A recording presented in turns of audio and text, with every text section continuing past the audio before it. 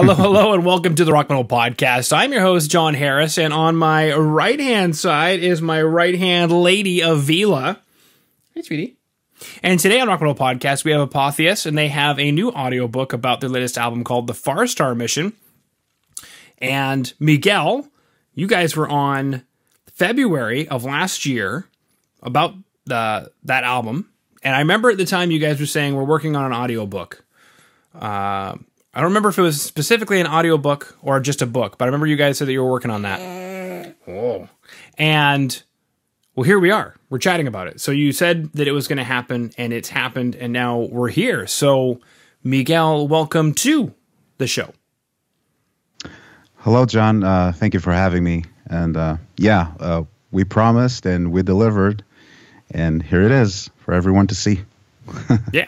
For everyone to see and for everyone to hear. So if you want to hear the book, you can go to, I have apotheus.net, and I remember there being another link somewhere, but I can access the book from apotheus.net, correct? That's correct. You can find the link there, but if you want to go there directly, you can use thefarstar.apotheus.net. Okay, thefarstar.apotheus.net. You guys can check out the audiobook about your guys' last album or so, but that's going to be my first big, huge, massive honking question, Miguel, is what is this audiobook? Why an audiobook? Maybe those two questions. Before I ask any more questions, I'll let you take away about the audiobook. Yeah, those are already two big questions. Mm-hmm. So, when we created The Far Star, we didn't create just an album. We, in fact, the concept and the story appeared exactly at the same time as the music itself, and kind of the music gravitated around the story, which was quite an interesting experience for us, and something we definitely want to repeat, actually. And we are for our next album. So I can say right away that it will have a sequel. But yeah, so the story was also so very present in The Far Star. And when we had the album and we had the story, of course, we basically thought that this story we've felt so good about the story, and we loved it so much, but we didn't really have a way to put it out there, so that people can truly understand it and every little aspect of it and the details. Because in lyrics, you can, of course, convey a lot of the story, but in a more poetic way, in a more metaphorical way, but not in that very detailed and specific, the specific way we were looking for. And so we immediately decided that we absolutely had to get this out in a book format. And initially we did have a book, a physical one, but that still wasn't enough, because actually when we first started, we were also avid listeners of audiobooks. So in a way, we also always had this audiobook idea in the back of our minds. We, as you said, more than a year ago, looks like I was already talking about it. I can't really remember, but that's basically it. The audiobook exists because the story, the Far Star Mission story, is such an important piece of the Far Star experience as a whole. That's the reason why it exists. Now, about what it is, basically, it is the written story narrated by me.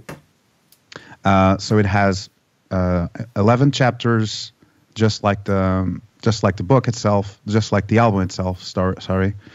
And it has a completely original soundtrack, completely different from the album. That is, has a much more orchestral and cinematic approach to it. just maybe just I usually say that we have a movie in our heads, and we don't have the budget to go to Hollywood and do the movie, but yeah, we try to put it out there as better as we can. And that's basically what it is. Is it orchestral versions of the album, or is it a completely different set of music? Completely original. Yeah, these are not orchestral renditions of the the songs. These are completely new songs. Okay. You can say. Okay. A real orchestra? No, it's purely digital because basically for the same reasons, budget reasons, we're not going to Hollywood. But yeah, but we composed it. You know, the funny thing about Hollywood, Miguel, is a lot of those soundtracks are digital too. That's true. And if we went to Hollywood, we'd probably get a digital orchestra anyway, so. Yeah. Mm-hmm. Here we are. Yeah. I'm trying to remember the guy's name. He did the Batman stuff and does quite a lot of other things, but he does a lot of his programming in Cubase, and a lot of the mixing gets obviously done in Pro Tools, but yeah, a lot of that stuff in movies isn't real due to budgets, believe it or not. Yeah. I can see the reason, lots of people involved, and yeah, it's always difficult. Speaking of lots of people involved, you want to say hi, Gabriel? This is Miguel. He remembers you from last year when we chatted in January of 2020 before the world caved in. Hey, Miguel. Hey, Gabriel. That's right. I do remember you. I haven't seen you in a long time. That's right. All right. And I don't think I said hi to Avila while we were live. So hi, Avila. Oh, all right. Miguel says hi. You can't show those. Miguel is a charming young man from Portugal who writes books, audiobooks, orchestral arrangements, and songs, and he even does his own audio for them because he has a pleasing voice. Oh. Thank you very much. You're welcome. That was going to be my next question, is who did the talking for the audiobook? Did you hire somebody for it, a professional voice actor? But apparently you are the professional voice actor. What was that like reading out 11 chapters of an audiobook? Yeah, it was me. That's my voice you're hearing there. And the experience was, I must admit, I thought it was going to be easier. And nope. So English is not my native language, and maybe that's partly the reason, even though I think I'm, fairly proficient in it. But it's one thing is, talking like we are doing now, and another thing is reading and making it sound natural while reading. Mm-hmm. I mean, that's something I have trouble even in my native language. So, but yeah, it was quite hard to put the expression I wanted, and while still feeling natural and with the good pronunciation. I was, looking up word pronunciations very often. Avila agrees. She does. She agrees with you quite strongly, Miguel. And yeah, that was basically it. I thought it was gonna be way easier than it was, but I think it turned out quite all right. Yeah, I'm thinking about did you ever watch Metalocalypse? I don't think so. I don't know what that is. Metalocalypse. And at this point, I might even be dating myself. This could be a long time ago at this point. I don't want to look it up, Miguel. I don't want to know how old I am. But there was a cartoon on Adult Swim, which was like an adult version of Cartoon Network that was about a metal band. It was called Metalocalypse. And it was an anime. I love Adult Swim. Yeah. Okay. So those are the guys behind Rick and Morty and a couple of other things, right? Yes. And perfect. Yeah. And so they had a show called Metalocalypse, and the singer was doing an audiobook for some reason, and he was reading out the book in his singer voice, which is like, and they got to like the whole book, and then it was like, sorry, we forgot to hit record. Oh, that reminds me of the Bat Metal, I think it was. Okay. Yeah. I think yeah, maybe the guys behind the animation are the same. Yeah, and you'd mentioned that we were chatting about something regarding the book. I don't remember specific. I have to listen back to the episode. I don't remember specifically if it was an audiobook, but I remember there being a discussion where you guys were coming up with this like massively epic album and knew that you were going to be coming out with some kind of a book to accompany it. And I can't remember if it was an audiobook or a regular book, but we did have that conversation. And, the great news is despite, or maybe in spite of, despite, I'm trying to remember, I have to look up the difference between those two words in this particular moment. But did the pandemic help you guys to accomplish this goal? That's a good question. I think so. Before the pandemic hit us all, in fact, and we were planning an European tour with some bands and promoters. So maybe that would have taken us the time that we then used to create the audiobook. And yeah, and so that's the good side of the pandemic is that we have an audiobook, basically. We would have it anyway, but we have it sooner, I guess, because we had the time. But if we didn't, we would probably be touring Europe, which would be also a good thing.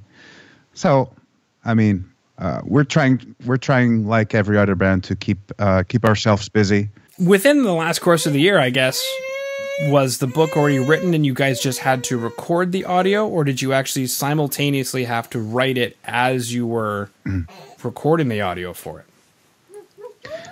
Yeah, so the book was written previously to the release, before the release of the album itself. So in November 2019, the book was already written, and the album was of course already composed and recorded, and that's by the time when it was released. And I think that's what you mentioned a while ago. We did come up with a special bundle, which includes the album and the physical book, and that's what we eventually released in around 2020. And yeah, the audiobook came much later. The people already had the book itself, some of them at least, and the book was already written. Perfect. Yeah. Okay. Now you mentioned there was some other plans potentially. So I guess one of my questions I have is, doing a bit of catch up. You said a lot has happened. Obviously, been chatting a lot about the book, but what else has been going on in the Apotheus world? Do you guys have a new album in the works? Yes, we do. That's I was just talking a while ago about the advantages of the pandemic, if such a thing is even reasonable to think about. But one of the good things that came out of it is that we have to keep ourselves busy, and we've basically been working already in the sequel for the Farstar. The album has been being worked on. It has a name. It has songs. It has a.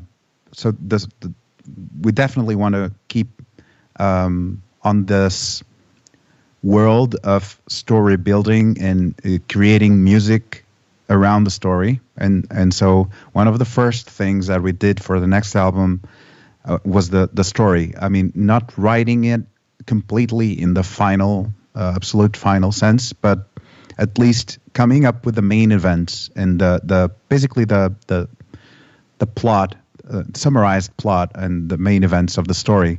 And we do have that, and from there we created the songs already. We're now working on the vocals, and in general, just arranging the songs a little bit more.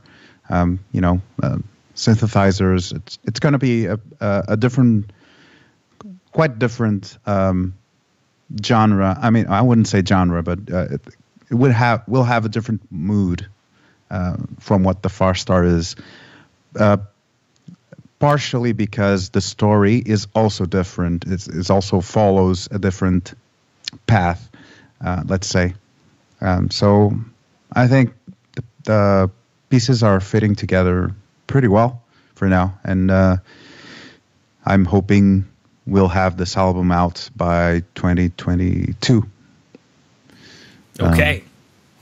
Is it a continuation? Is it a completely different story? It's 100% a sequel, so it's a continuation. So if you read both books, you will have you'll see the one happens after the other normally, and all the references are still there from one over the other. I wouldn't recommend reading the second one without the first. So that's, I think, a strong indicator that's a sequel, as the name, in its full sense. Okay. Now, I guess my next question is musically. You mentioned it's a different, not necessarily a different genre, but a different mood. Is that because the story is different? Is that because you guys are writing differently? Yeah, I think partially. So when we came up with the new story, we definitely felt a different, I'm trying not to use the word mood because that's not really the word I wanted. I think that the story is basically told from a different perspective. It's not these are not the same events told from a different perspective, but basically the main character, let's say, the narrator, from the narrator point of view, is a different one, and it's a darker one, and so that kind of informed us to in our songwriting itself, because if you wanna convey more darker and more weird emotions and points of view, you gotta have that in your songwriting, right? So partially that's why, but I feel that there are other reasons for this, and I think so. I'd say about 50% of it would be like just ourselves trying to improve as musicians and discovering. I think being a musician, or music in general, is like a journey, and you always want to explore new things. At least for us, it happens like this, and so there's a part of the reason for this change that people will hopefully see in 2022. Part of that reason is because we also want to improve and explore new things. We want to find the perfect recipe that we are eternally looking for, I guess. The perfect recipe. Well, you'll have to let me know when you catch on to it. Now, I guess my question is, with regard to that, I guess in a sense you're alluding that you don't yet have the perfect recipe. What's missing? Is it the guitar tone? Is it the scales? What is it? Is it the arrangement? What is the perfect? What are you missing, Miguel?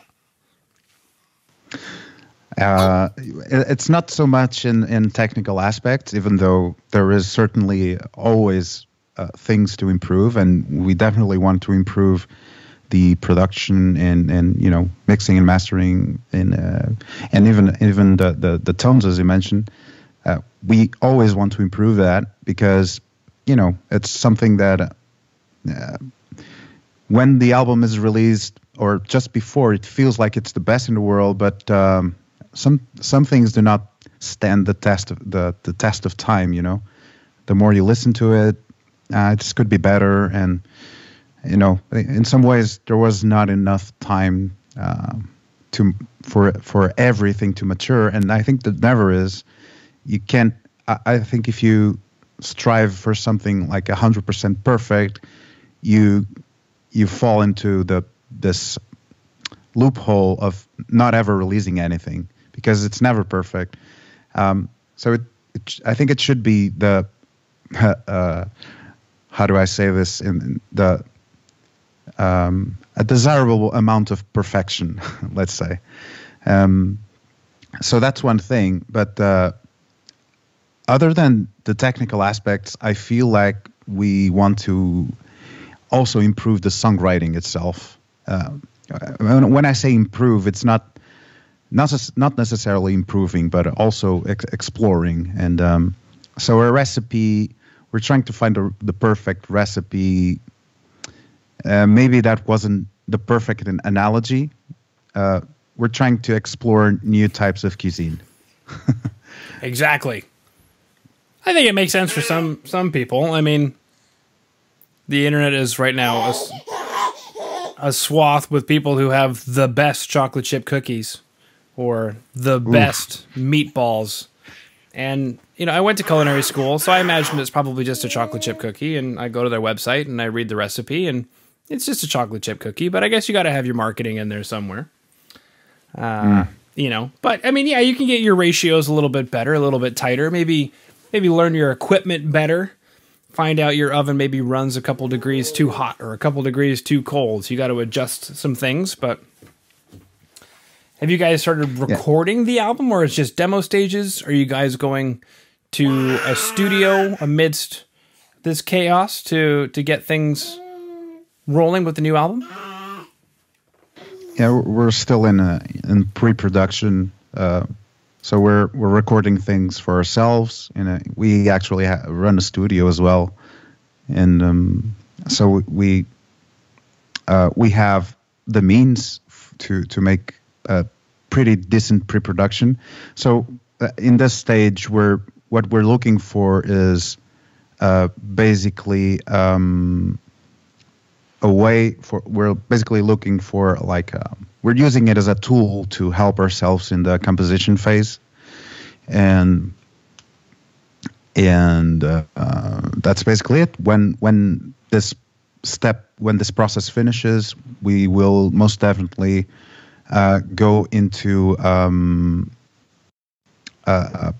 proper studio to record things. You know, I guess the usual process will take place wherever it may be. I'm pretty sure we'll give our best. Excellent. Everything was muted there, but I apologize, Miguel. My kids have completely crashed the interview. We're still doing it, though. I think we've managed. We have managed. Yeah, Gabriel came in like a bull in a china shop, and I'm like, son, what are you doing? You got to be helping me here. And then Avila was getting restless, and then she fell off of me, and she didn't hurt herself. She just got really scared. So I'm like in the middle of dialing my wife, but thankfully she heard. So she came in and grabbed her while I'm in the middle of like emergency dialing my wife while I'm listening to what you're talking about with having your own studio and production things going on. So, yeah, that was, well, nicely done. Thank you, sir. I try to do my best. I figure if the kids are going to be involved, I can't be like, sorry, what'd you say? My daughter was eating my cables. Yeah, that's what daughters are good for. It's her second podcast, though. She's still learning, like we said. Mm-hmm. Absolutely. Cool. Now, I didn't get any information about a label. Now, there's a few things going on because you guys have the book, you have the audiobook, you have the album, coming up. Are there like formal publishers involved, like an audiobook publisher, a print publisher, a record label? I know we have a record label for the music and only for the music. Everything else is self-released, and yeah, that's the only formal contract we have. Okay. Everything else is self-released. Okay. I guess maybe take us a bit through that for anybody who's listening in who's like, man, I would love to to write a book or write an audiobook. I mean, I guess it's just that easy, but I guess the devil's advocate question is, why not go through a formal publisher for the book and the audiobook? Well, I think what happened was that at least our record label, and I think this is in general, I think they're not quite used to audiobooks, because I mean they see their assets as bands and as music. But I think audiobook is kind of a new thing, and they don't really have the processes set in place. And I mean, when I say processes, it's from printing to PR and promotion. I think that's what happened. So you might say maybe we could look for a different label or publisher more directed towards audiobooks. But I think we're not in that space, and I guess it didn't happen. We didn't really try it though, for some reason. I guess we've just seen the story as something that sits above the album, and of course the main vehicle for I guess the audiobook would be a capturing channel for the album in a way. But yeah, we have the audiobook on Spotify and all of those streaming platforms, so it's out there. But yeah, it could be, perhaps we could have investigated that approach a bit deeper. Maybe it's something to consider next time. Yeah, I'm just kind of tinkering in my own mind. Obviously, I know a lot of labels, but I don't know if I know the same process for getting onto a book. But I do know that a lot of the labels that I work with have publishing arms. Now, traditionally, it's music publishing, not book publishing. But I would almost just be curious to reach out to them and say, hey, what would you recommend for this? But really interesting thought. Cool. So we started off the chat getting straight into the audiobook. And you guys mentioned that you guys listen to a lot of audiobooks. We chatted about creating the audiobook. We chatted about the next album that's currently in the works. We chatted about, what else did we chat about? What else, like what you guys have been up to, so far? One of your quotes from the beginning that I'm going to make a bumper sticker out of is, "It's sometimes sunny, it's always Portugal." What else happened? Yeah, replace that with your local town, and it always works. Well, maybe it's not sunny there. Always. Well, it's definitely only sometimes sunny where I'm at, because it's Canada. So it's, I don't know, sometimes sunny, so always snowing. Always Canada. Yeah, always Canada. Okay. I don't know if I want to know what kind of attention that would attract, though. There's some weirdos here, Miguel. Weirdos. I guess they're everywhere. Yeah, that's true. Do you guys have like, I'm sure there's nationalism in Portugal, but like, are they weird, tyrannical, racist weirdos who were also like flying the Portuguese flag and saying that Portugal represents, I don't know, like racism and hardcore conservatism? And kind of a strange question, but yeah, I wouldn't say it's of course definitely a minority, of course. Yeah. Thankfully, but I wouldn't say that's a huge problem. To be honest, I think that's mostly being talked about now because of external what happens like outside in the U.S. and I feel that way. Maybe I'm wrong, but I personally never experienced that any kind of tyrannical nationalism, racism things, and we are traditionally a people with, for example, we were the first country to abolish the death penalty, and we were, I think historically, we've always been a very welcoming country because we are in the extremity of Europe, and in the old times, a lot of nomads and people just traveling by foot at that time maybe ended up in Portugal because it's the end of Europe, and we're actually a mixture of a lot of different races, and so I don't think that's a huge problem here.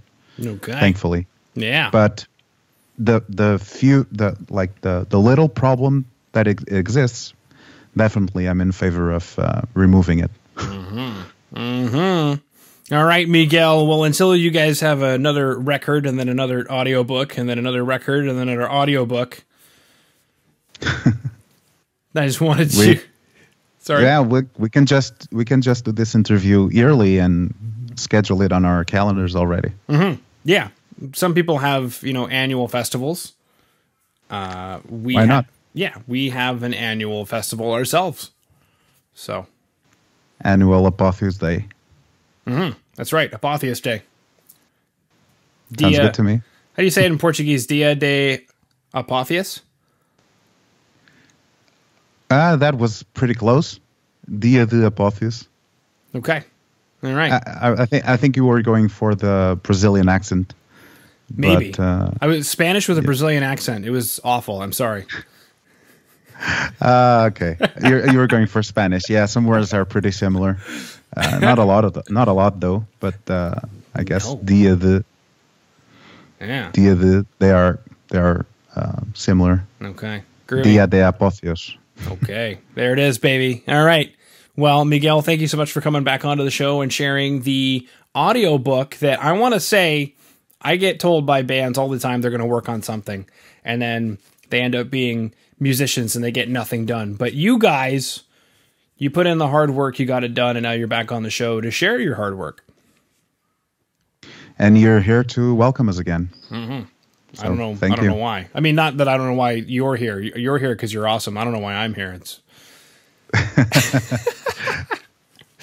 well, you're awesome because you allow awesome people to go into your show. So you're awesome in second order. Beautiful. Just joking. I think you're awesome by yourself. So. Awesome. Well, thanks, Miguel, and thanks for coming back onto the show.